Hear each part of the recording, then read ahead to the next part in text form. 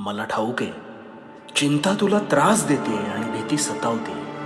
तू पुनश्च त्याच त्याच विचारात अडकतोस.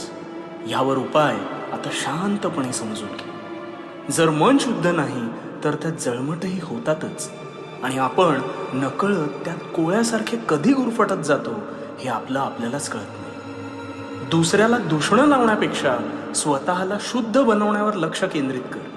त्यामुळे इतरांमुळे होणारा त्रास हा आपोआप कमी होईल आणि तुझे चित्त थाऱ्यावर येण्यास अधिक मदत होईल, आणि हळूहळू ही चिंता हमखास नष्ट होईल.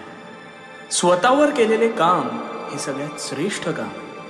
ते करत असताना मी आहे तुझ्या पाठीशी.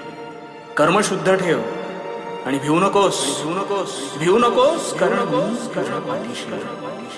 भिवू नकोस, मी